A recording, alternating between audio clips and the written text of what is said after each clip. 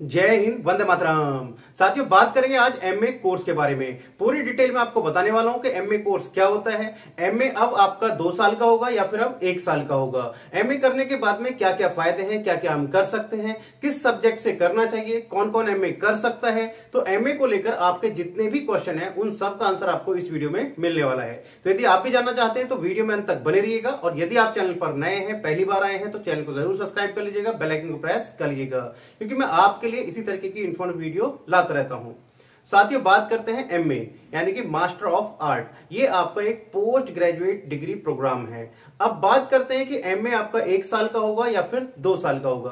तो साथियों, जैसा आप सभी को पता है कि अभी हमारा जो एमए है वो 2 साल का होता है, लेकिन बच्चों का कंफ्यूजन है कि जब से नई शिक्षा नीति लागू हुई है तो क्या अब एमए 1 साल का होगा। तो वो मैं आपको क्लियर कर देता हूं। साथियों, जो आपका एमए है, जैसे हमारा नई शिक्षा नीति के तहत हमारा ग्रेजुएशन हो रहा है या बीए कर रहे हैं, बीकॉम कर रहे हैं, बीएससी कर रहे हैं, कुछ भी हम कर रहे हैं, तो वो जो आपका ग्रेजुएशन है वो आपका 4 साल का होगा। उसमें यह है कि यदि आपको आगे पढ़ाई करनी है तो आप 4 साल करेंगे, यदि आपको आगे पढ़ाई नहीं करनी है, सिर्फ ग्रेजुएशन करनी है, तो वो आपका 3 साल का होगा। अब होगा क्या, जैसे आपने अभी अपना बीए में एडमिशन लिया, तो वो आपको यदि उससे आगे पढ़ाई करनी है, बीए के बाद में एमए करना है, तो फिर आपको जो ग्रेजुएशन करनी होगी वो 4 साल की होगी। 4 साल की आपकी बीए होगी और 1 साल का क्या होगा, फिर एमए होगा उसके बाद में। तो यानी कि आपका समय कितना लगा, 5 साल। और अभी भी कितना लगता है, अभी भी 5 साल ही लगता है। आपने ग्रेजुएशन किया 3 साल का और उसके बाद में 2 साल एमए।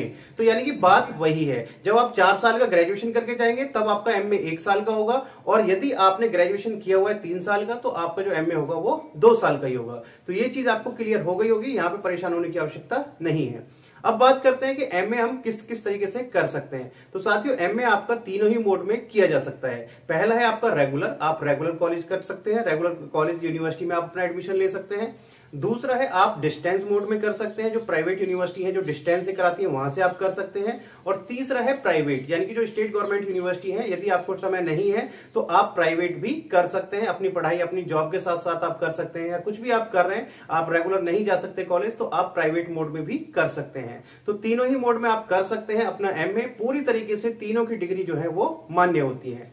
अब बात करते हैं कि एमए कौन कौन कर सकता है। तो साथियों, ऐसा नहीं है कि सिर्फ आपने बीए किया है तो ही आप एमए कर सकते हैं। यदि आपने बीकॉम किया है तो भी आप एमए कर सकते हैं, बीएससी किया है तो भी आप एमए कर सकते हैं, बीटेक किया है तो भी आप एमए कर सकते हैं। यदि आपने ग्रेजुएशन में कुछ भी किया है तो आप लगभग एमए कर सकते हैं। हाँ, ये जरूर मैटर करता है कि आप किस सब्जेक्ट से आप एमए कर सकते हैं। इसके लिए मैं डिटेल वीडियो बनाऊंगा, क्योंकि यहां पर समय लगने वाला है कि भाई जैसे आपने बीटेक किया है तो आप किस किस सब्जेक्ट से अपना एमए कर सकते हैं, बीएससी किया है तो आप किस किस सब्जेक्ट अपना एमए कर सकते हैं। ये जरूर मैटर करता है।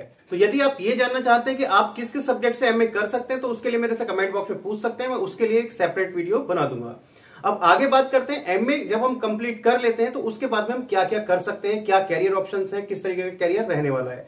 साथियों, जब आप एमए कर लेते हैं तो उसके बाद में आप हो जाते हैं पोस्ट ग्रेजुएट, यानी कि पोस्ट ग्रेजुएट हो जाते हैं। उसके बाद में जो आप यूजीसी नेट का एग्जाम है वो आप दे सकते हैं। यूजीसी नेट का एग्जाम यदि आपका क्लियर हो जाता है तो आप एज असिस्टेंट प्रोफेसर यूनिवर्सिटी या कॉलेज में पढ़ा सकते हैं, काम कर सकते हैं। पहला बेनिफिट। दूसरा बेनिफिट है, जब आप एमए कर लेते हैं, अपना पोस्ट ग्रेजुएशन कंप्लीट कर लेते हैं, तो उसके बाद आप डायरेक्ट पीएचडी के लिए अप्लाई कर सकते हैं। यानी कि पहले क्या करना होता था, एमए के बाद में एमफिल करना होता था, लेकिन अब आप डायरेक्ट अपना एमए के बाद में क्या कर सकते हैं, पीएचडी कर सकते हैं, पीएचडी के लिए जा सकते हैं। प्राइवेट यूनिवर्सिटी से भी कर सकते हैं, गवर्नमेंट में यदि आपका यूजीसी नेट का एग्जाम क्लियर हो जाता है, उस पर अच्छा स्कोर आप करते हैं तो जेआरएफ आपको मिल जाता है, तो वहां से भी आप पीएचडी कर सकते हैं। तीसरा बेनिफिट है, जब आप अपना एमए कंप्लीट कर लेते हैं, सेम सब्जेक्ट से आप अपना बीए किया है और सेम सब्जेक्ट से आपने अपना एमए किया है, तो उसके बाद में जो पीजीटी के फॉर्म आते हैं वो आप भर सकते हैं। पीजीटी के लिए आप एलिजिबल हो जाते हैं, तो उसके लिए भी आपका एमए आवश्यक है, जिस सब्जेक्ट से आपको पीजीटी का फॉर्म भरना है। तो साथियों, ऑलमोस्ट मैंने सब सारी चीजें आपको क्लियर कर दी हैं। यदि अभी भी आपको कोई डाउट या क्वेश्चन रह गया है, कुछ और आपको और पूछना है, तो आप मेरे से कमेंट बॉक्स में पूछ सकते हैं। मैं जितने जल्द से जल्द होगा उसका आंसर या उसको बनाने की पूरी कोशिश करूंगा। तो चलिए साथियों, मिलते हैं आपसे नेक्स्ट वीडियो में कुछ इस तरीके की इन्फॉर्मेशन के साथ। तब तक के लिए जय हिंद, जय भारत।